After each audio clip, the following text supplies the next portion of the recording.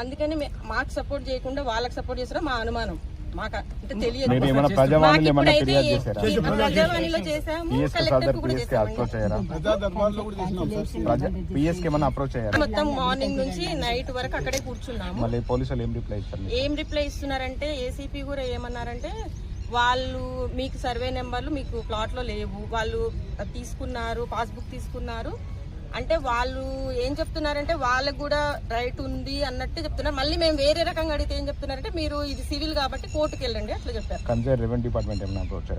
అయ్యామండి, కలెక్టర్కి అయ్యాము.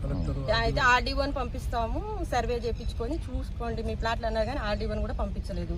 ప్రజా దర్బార్కి, సీఎం ప్రజా దర్బార్కి కూడా వెళ్ళి ఇచ్చాము, అక్కడ నుంచి కూడా ఏమీ రాలేదండి, రెస్పాన్స్ రాలేదు. కలెక్టర్ గారికి రెఫర్ చేసినారు, సిపి గారికి రెఫర్ చేశారు వాళ్ళు, కానీ రెఫర్ చేసిన తర్వాత మాకు ఇన్ఫర్మేషన్ కానీ ఇంతవరకు మీరు ఈ రోజు ఎంతమంది బాధితులు ఇక్కడ వచ్చారు? మీరు ప్రధాన ఆరోపణ మా అంటే బాధితులు 400 మంది అయినా ఉంటారండి. ఇప్పుడు ప్రెసెంట్ గా అయితే ఒక 100 మంది వస్తున్నారు.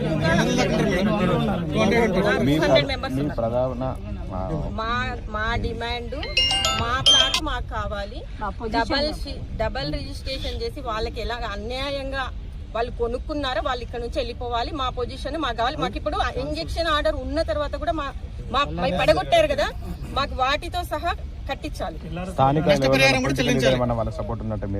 మాకు ఏం తెలియదండి దాని గురించి. కూడా వారు వచ్చి దౌర్జన్యంగా మా ప్లాట్ కబ్జా చేయాలని చూస్తున్నారు.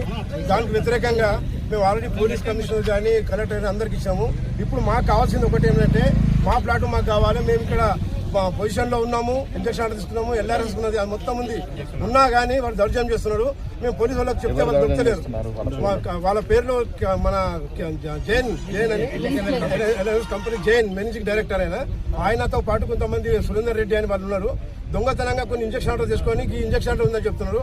మేము కూడా మన హైకోర్టులో ఇంజక్షన్ ఆర్డర్ వ్యతిరేకంగా తీసుకొస్తున్నాము. వాళ్ళ పట్టపద్ధతి కూడా క్యాన్సిల్ చేస్తున్నాము.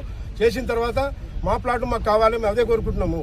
ఇప్పుడు ఎంతమంది వాళ్ళు వచ్చి దౌర్జన్యం మొన్న 150 మంది బౌన్సులో పెట్టిండి. ఇక్కడ పెట్టినా కానీ మేము వచ్చేసి అందరికి పంపించేసి చేస్తే మళ్ళీ రాత్రి పని చేస్తున్నాడు.